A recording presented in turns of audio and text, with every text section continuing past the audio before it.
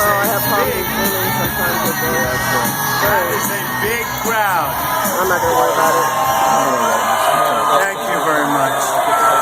Thank you.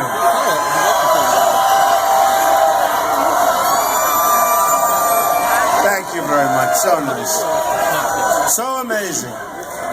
So amazing. It is so great to be with you tonight, and this was a little tough weather. So a couple of hours ago, they said, "Mr. Trump, I think we're going to..." Well, that's okay. I love you more, okay? Like I say to my son, Barron, I love you. He goes, I love you more, Dad. So anyway, I love you. I do love you. The spirit in these rooms, the spirit no matter where we go is so incredible. And a couple of hours ago, they were saying, I'm sorry, sir, you're going to have to cancel your trip. Can you imagine? They said it's going to be too tough, and they're too tough. The flying's dangerous. It's not exactly nice outside, right? I said, I can't do that. No, I can't do that. I can't do it. So we got here. It was close. It was marginal, I have to tell you, but we got here. So, as you probably heard, in California, they're having a tremendous problem right now. 2 are killed as of now, and I guess there's one that's on the loose, or they're having a fight. This is when we appreciate our great police and our law enforcement. Remember, they don't get enough credit. They should get it. And you're always going to have some bad apples. You see it on television, no matter what business we're in, if you're in the banking or anything else. But I want to tell you, they do one hell of a job. And when you see these shootouts, I can tell you one thing. I don't want to do it. You don't want to do it.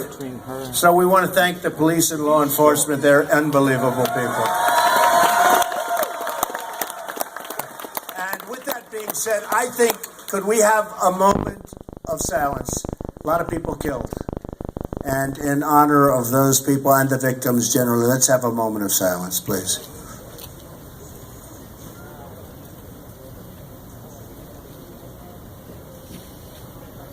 Okay. Thank you. Thank you. Did Barack Obama do that? Nope. So we have some really special people here, the most powerful people there are. Black pastors. You've been hearing a lot about it. And we had some incredible times over the last few days, and we've had great support. It wasn't covered properly by the press. Never does cover it. I mean, they are so dishonest.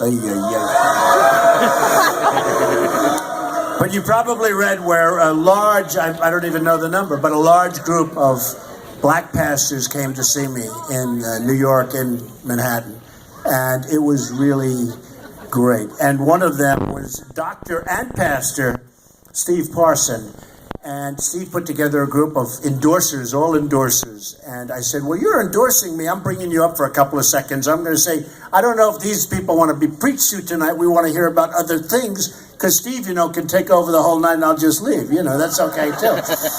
But he's a great guy. He was in New York with the others.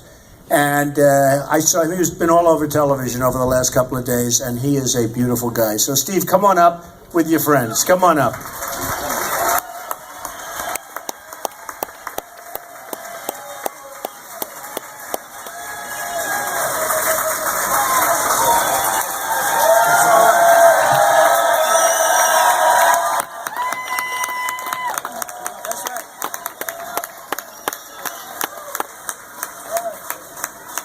I'm not going to take too long, but I will say this.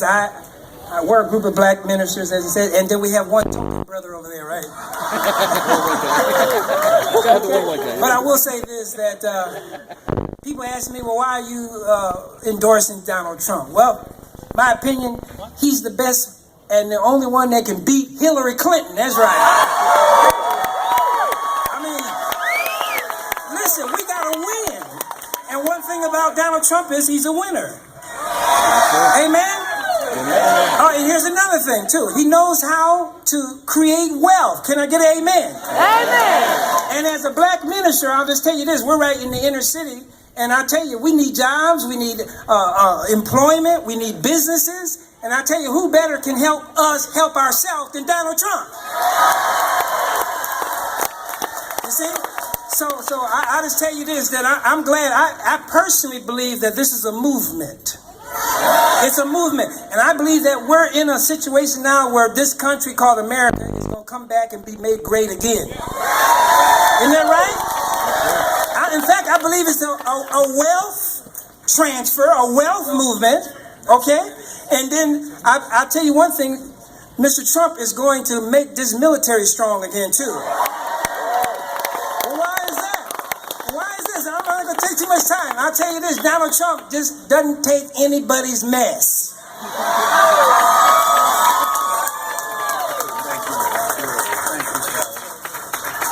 They've got big power. They have the ultimate power, right? So go and enjoy yourselves. Can you please get them a good location? It's pretty tight in here. Thank you. Thank you, fellas. Thank you. So nice. So nice.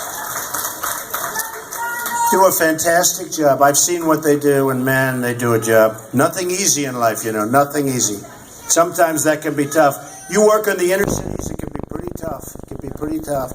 It can also be rewarding, and they get great rewards. Thank you very much, and thank you, Steve. So, we've got a lot going on in this country, and I don't know if you saw, I tweeted, I'm on my way to Manassas, I'm on my way, and here I go, and first I said, we're going to Virginia, then what come, the truth is, you look at what's happening with our country, and I said, you know, we're going to have fun considering we don't have good subject matter, right? We have really bad subject matter. We don't win anymore. We don't win. We never win. We don't win with the military. We don't win with trade. We don't win with deals, any kind of deals. I look at that Iran deal. It's one of the worst things I've ever seen. No, think of it. Think of it. They've already violated the deal. You know, I don't know if have you heard? They've already violated the deal. The ink isn't even dry. Okay? It's not even dry. And they violated the deal. So we don't do it anymore. You look at surprises, right? She says surprise. The wise guy over here. She says surprise. You're right. Who said that? Stick up your hand. I want to. Good. Very good. Very good. So we're going to start winning, and big. We're going to win. We're going to win. We're going to win a lot. We're going to win a lot. We're going to win all the time. We're going to get rid of Obamacare, which is a disaster. Disaster. And we're going to replace it with something great. There's so many alternatives. There's so much better. I don't know, for those people involved with the whole Obamacare thing, and the Democrats have real problems over it because, you know, they voted and it was a fraudulent vote. Let's face it, because Obama lied. And in all fairness to your senators and your congressmen who happen to be Democrats, Obama lied. 28 times he said, keep your doctor, keep your plan, keep your everything. Everything's great. It's going to be. And then these guys got stuck with it, and now they have to defend it. And they're not going to be able to defend it. And we're going to go into a big league. But we're going to have a plan that's so much better, so much cheaper. You look at what's happening with deductibles on Obamacare, it's out of control. You can't use it. If you get hit by a tractor, maybe you'll get a couple of bucks. The premiums have gone up 35, 45, and 55%. And just the other day, in a lot of the very good newspapers, frankly, and even in the bad ones, and there are plenty of bad ones, these guys are so dishonest. Such dishonesty with the mainstream media. I will tell you, such total dishonesty. But if you look at over the last few days, you've seen a lot of stories that Obamacare is collapsing of its own weight. And in 2017, unfortunately, you know, he's going to let it go now so that he has to straighten it out, but he's not going to straighten it out correctly because nothing he does is correct. Nothing he does, if you think about it. Here's a guy. We've got ISIS and others that want to destroy us, and he's more worried about global warming. And he believes, think of this, and he believes global, he comes out all the time, that our single biggest problem is global warming. And I say, is this real? Are we living in the world? You have people out there want to blow up our cities, want to kill all of our people. They're cutting off heads like it's no tomorrow in the Middle East and far worse. I mean, they're doing everything. They're drowning people in cages. We haven't seen anything like this since medieval times. You know, in medieval times, I'd read they chopped off heads. I never saw. Did anyone see chopping off heads until, you know, you just start seeing it over the last couple of years? And it's true, isn't it, though? It's true. Who ever heard of this? This is a vicious group of animals, and we've got to stop them, and we're going to stop them so strong and so fast. So strong and so fast.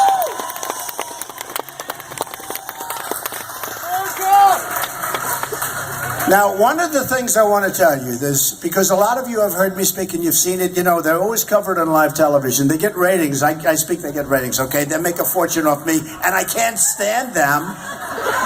And they can't stand me. They're always lying and not telling the truth. But they always put me on live television. Nobody else goes on the live television. These other guys running for office, first of all, they don't have crowds like this, believe me. They have, Bush goes, he has like 59 people.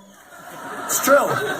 He stands up, he starts speaking, everybody falls asleep. We could make a lot of money with him. We call him Sleep Master. Put people to sleep. And the other ones, if they have 100 people, it's a lot. Every place I go, we have thousands and thousands. This was only restricted by the size of the room, and we have thousands. It's packed. And the fire marshal, I love. Where's the fire marshal? He was so good, because otherwise we're going to have a lot of people standing outside. They're still coming in the back. You're right, man. So, but great people here, great people. But we are going to do something that's so special because, you know, it was just mentioned that you said movement. What do you think? Do you think this is a movement? This is a movement. I mean, Pastor Steve said it's a movement. I never told him that. He might have listened because I use the expression sometimes. But this is a movement. I go to Dallas where the Mavericks play. And, oh, you guys like the Mavericks? That's good. Good players. And the owner, Mark Cuban, has been great. He's been great to us. You know, I'll have to tell you. And he said, you want to use it, use it. And it was like on a Thursday. I said, when? He said, Monday. I said, how many seats do you have? Like 20,000. We filled it up in a day and a half. We had time left over. We had 20,000 in Dallas. We had 20,000 in Oklahoma. We had 35,000 people in Mobile, Alabama. And everywhere we go. And I mean, literally, we go up to New Hampshire. We have crowds that are many, many, many times the size of anyone else. Nobody has even close. Thank you, man. Look at that guy. Thank you, man. That's cool. And I like your hat. Hold that hat up. Do we like that hat? Look at that. Look at that. And he looks better with that sort of okay head of hair. I wouldn't say the greatest I've ever seen, but it's acceptable. Hey, hasn't hurt him any.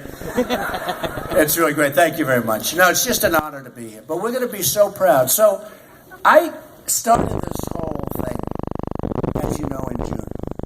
And it takes courage to run for president. It does. It takes courage. Especially, I've never done this before. And I'm self-funding my own campaign. All these other guys, they're like bloodsuckers. No, it's like bloodsuckers.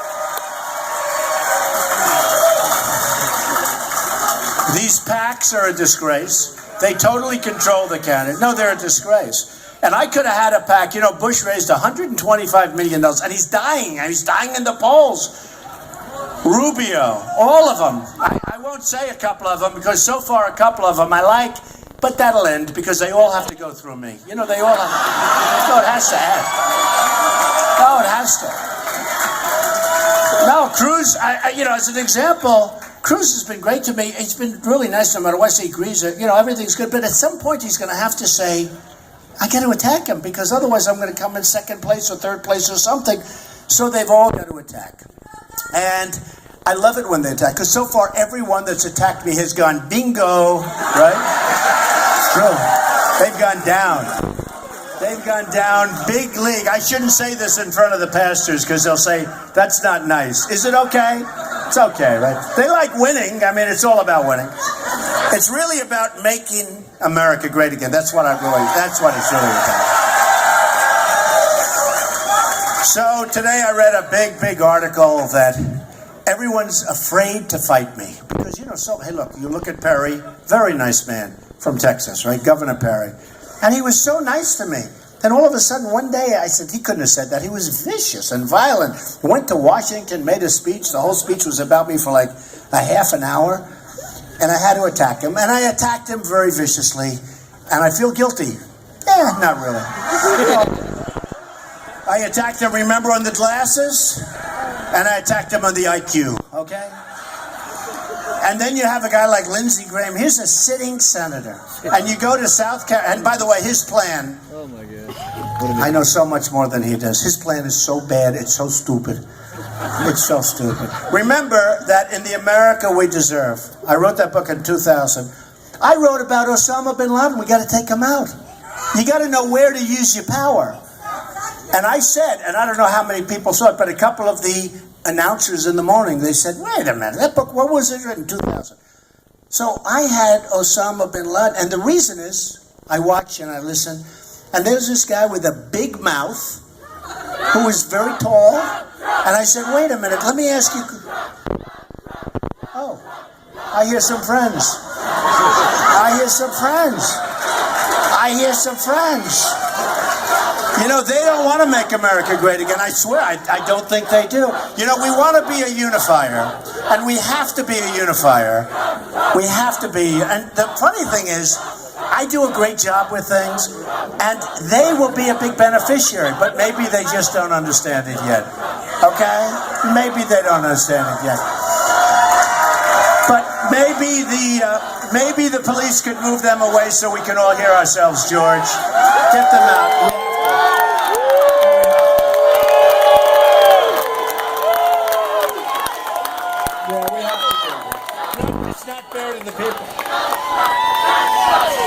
Thank you, Mark. Thank you.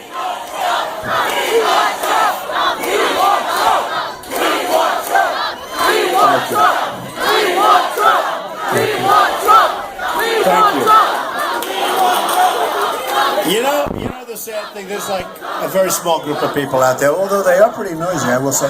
But listen to them. Yeah, will the police remove them very nicely, very gently, please? I'll tell you what happens. So sometimes I'll say, I want him out now. And then they say, he was terrible. He was so nasty, so rough. So then I go, please be gentle, please. And then they say, he's too soft to be break. You can't win. You can't win. So I'll go middle stream. Yeah, if you could remove them as soon as possible, that would be good. Are the police out there? I think after the build-up I gave them, I think they're going to do a great job. Yeah, we have to move them. Thank you very much. Thank you very much. Look at it. The people are pouring in through them. They're coming in. And the saddest part? You have a few people there. You have thousands of people here. And the media, the headlines tomorrow will be, protesters, right? Protesters. You know what we have, and I say it, and I say it strongly. I used to use the term silent majority, and the term's been used over the years. And it really is people that have been abused, and we have a majority. But we don't know we have a majority. But it's not a silent majority. It's really become a noisy majority. It really is. It's the noisy majority, and that's okay. That's okay. Because that's what we have to be. We have to be heard now, folks, because our country's going to hell. We have a president who's incompetent. He's incompetent. I'll tell you what, this guy is grossly incompetent.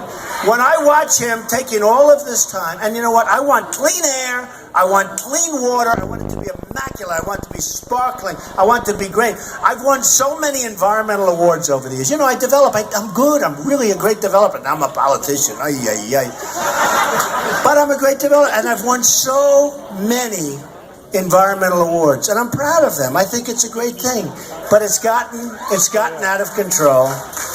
And this whole global warming thing, they changed it. Global warming, climate change, extreme weather. The reason is it's never sort of working. Now the extreme weather one's that's really got to work, right? You know, you see, I remember during the winter, we had sort of a bad storm.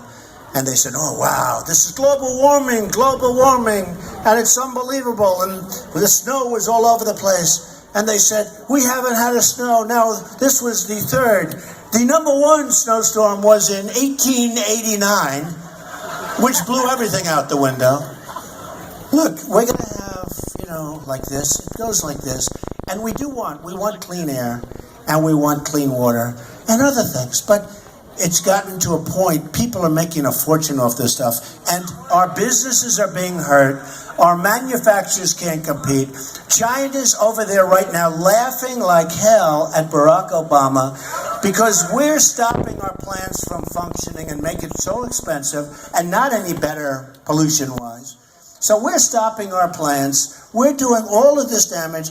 China's agreeing to do things in many years from now, and they'll violate the agreement 100%, because they always do, just like Iran does, just like everybody does. We're like the dummies. We're like just the dummies. I feel we used to be so proud.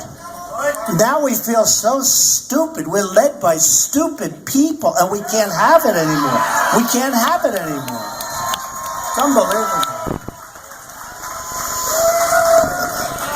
And by the way, what I'm going to do is we're going to take some questions in a while. It was brutal to get here today. I might as well stick around for a while. So what we're going to do, you can start thinking about it, because in another few minutes, we're going to talk a little bit about what we have in plan. And I want to take some questions, because I always find, I love it. I love taking questions. Even if they're vicious, horrible, violent questions, we'll take them anyway. Okay? One thing, with Hillary, she doesn't have the strength or the stamina to be president. She doesn't have it. And I know her, I get along. You have to understand, I've gotten along over the years with everybody. I was a businessman. One of the magazines said I'm a world-class businessman. Great. I am. I'm a great businessman. I made a fortune, and I want to put that same thinking for the country. We owe $19 trillion. It's going to be $21 trillion very soon. You see this ridiculous budget that was just passed, like they passed it immediately. Nobody fights. I always say, I know where the Democrats are coming from, but the Republicans, in a way, are more disappointing. Yep. Because they go, you elect them, and you know what happens. And look, you had in Virginia one of the greatest upsets of all time, and he deserved to be upset.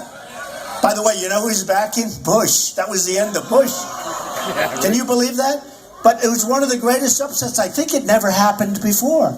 And you were so smart. You were so smart. But what happens is they say, we are going to end Obamacare. We are going to make our military strong. We're going to take our vets and we're going to make our vets so happy. Everything's going to be great. Blah, blah, blah. All words. It's all talk, no action politicians, right? And you love them and you're all for them. And they win their election and they go to Washington. I always say it. And they're with their wife or they're with their husband. And they say, look, Mary, we've finally made it. Look at the beautiful columns. Look at this. This is like, they go into the Capitol building. They say, oh, this is beautiful. This is beautiful. Now they have a vote on Obamacare. Oh, I vote in favor of it. I don't want to ever leave this place. This is beautiful. Don't they let us down? No, I promise you one thing. If I win, you'll say, win, what? Win, what? That always happens. But I have to start up. Look, I am against 15, guys. It was 17. It was 17, now it's 15. And it's drying up fast. You have guys with 0, and they continue to go along. Tell me, can that be good for them? You have guys like Pataki. He can't get elected dog catcher. You have guys, honestly, you have guys that can't even, if you think about it, they can't get 1%, they can't get anything. They actually had one of them down with a 0 and an arrow pointing left, meaning less than 0. That was on television. Now, I think that's a typographical error of some kind, because how do you get less than 0? But it's like, that's what it is.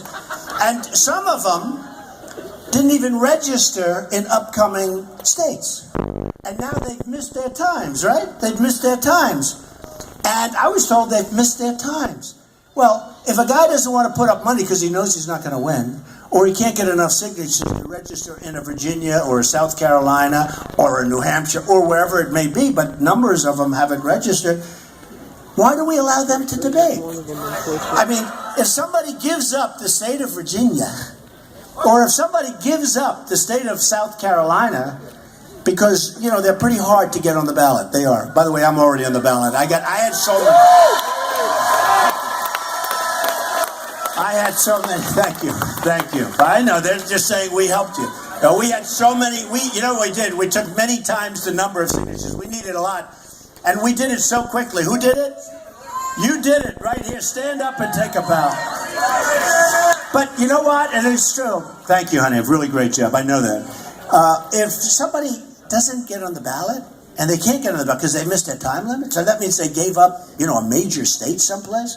Why would you let them on the debate stage to waste everybody's time? And they're already at 0 or 1 or 2.